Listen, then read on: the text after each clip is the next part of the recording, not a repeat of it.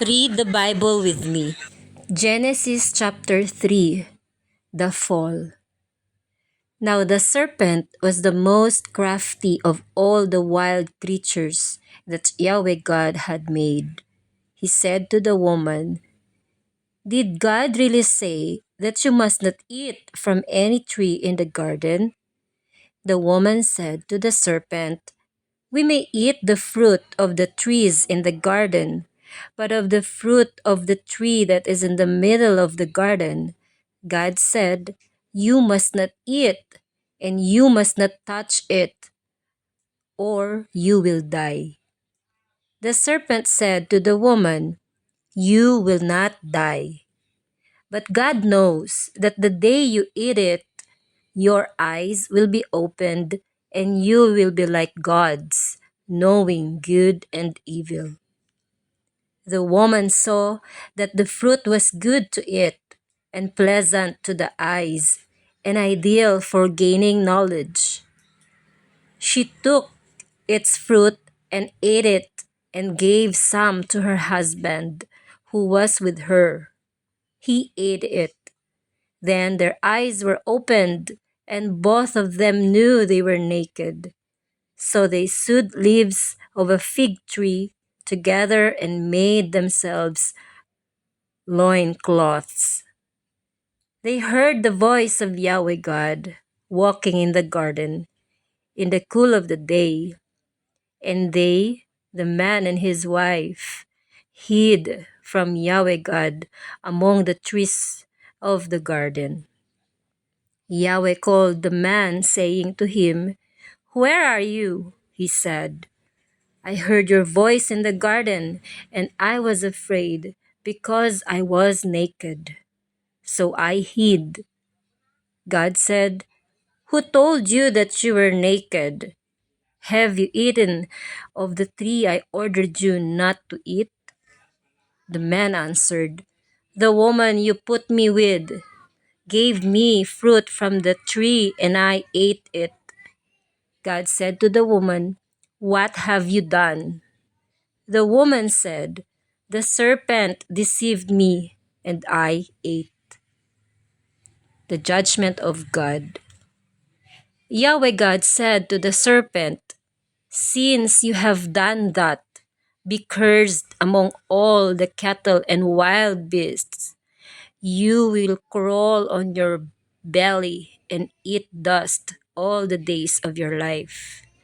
I will make you enemies, you and the woman, your offspring and her offspring. He will crush your head, and you will strike his heel." To the woman, God said, "I will increase your suffering in childbearing, and you will give birth to your children in pain. You will be dependent on your husband, and he will lord it over you." To the man he said, "Because you have listened to your wife and have eaten from the tree of which I forbade you to eat, cursed be the soil because of you. In suffering you will provide food for yourself from it all the days of your life. It will produce thorn and thistle from you, and you will eat the plants of the field. With sweat on your face, you will eat your bread until you return to clay, since it was from the clay that you were taken. For you are dust, and to dust you shall return." The man called his wife by the name of Eve, because she was the mother of all the living. Yahweh God made garments of skin for the man and his wife, and with these he clothed them. Then Yahweh God said, "Man has now become like one of us, making himself judge of good and evil. Let him not stretch out his hand to take and eat from the tree of life as well and live forever." So God cast him from the Garden of Eden to till the soil from which he had been made. And after having driven the man out, God posted cherubim and flaming sword that kept turning at the east of the Garden of Eden to guard the way to the tree of life. Genesis chapter 3 in Tagalog. Nagkasala ang tao. Ang ahas ang pinakatuso sa lahat ng hayop na nilikha ni Yahweh. Minsay tinanong nito ang babae, "Totoo bang sinabi ng Diyos na huwag kang kakain ng anumang bungang kahoy sa halamanan?" Tumugon ang babae, "Hindi naman. Ipinakakain sa amin ang anumang bunga sa halamanan, huwag lamang ang bunga ng puno na nasa gitna niyon. Pag kami raw ay kumain ng bunga nito o humipo man lamang sa punong iyon, mamamatay kami." "Hindi totoo yan. Hindi kayo mamamatay," wika ng ahas. Gayon ang sabi ng Diyos, sapagkat alam niyang kung kakain kayo ng bunga niyon, magkakaroon kayo ng pagkakaunawa. Kayo'y magiging parang Diyos. Malalaman ninyo ang mabuti at masama. Napakaganda sa paningin ng babae ang punong kahoy, at sa palagay niya'y masarap ang bunga nito. Nabuo sa isipan niya na mabuti ang maging marunong, kaya't pumitas siya ng bunga at kumain. Kumuha rin siya para sa kanyang asawa at kumain din ito. Nagkaroon nga sila ng pagkaunawa matapos kumain. Noon nila na lamang sila'y hubad, kaya kumuha sila ng mga dahon ng igos, pinagtagni-tagni at ginawang panakip sa katawan. Pagdadapit hapon, narinig nilang naglalakad sa halamanan si Yahweh, kaya't nagtago sila sa kahuyan. Datapwat tinawag ni Yahweh ang lalaki at tinanong, "Saan ka naroon?" "Natakot po ako nang marinig ko kayong nasa Hardin. Nagtago po ako sapagkat ako'y hubad," tugon ng lalaki. "Sinong may sabi sa iyong hubad ka?" tanong ng Diyos. "Bakit? Kumain ka ba ng bungang ipinagbabawal ko?" "Kasi pinakain po ako ng babaeng binigay ninyo sa akin," tugon ng lalaki. "Bakit mo naman ginawa iyon?" tanong ng Diyos sa babae. "Mangyari po'y nilinlang ako ng ahas, kaya ako natuksong kumain," tugon naman niya. Inihayag ng Diyos ang kaparusahan. At sinabi ni Yahweh sa ahas, "Sa iyong ginawa'y may parusang dapat, na tanging ikaw lang yaong magdaranas.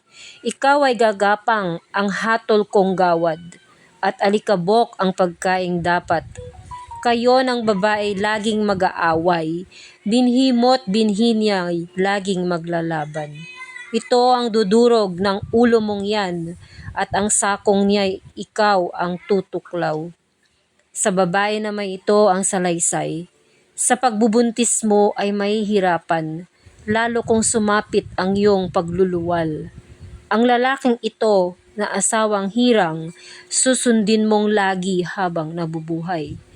Hinarap naman ng Diyos si Adan at ganito ang sinabi, "Pagkat nakinig ka sa asawang hirang, nang iyong kainin yaong bungang bawal, sa nangyaring ito, ang lupang tanimay aking susumpain magpakailanman. Ang lupaing ito para pag-anihan, pagpapawisan mo habang nabubuhay. Mga damot tinik ang iyong aanihin, halaman sa gubat ang iyong kakanin.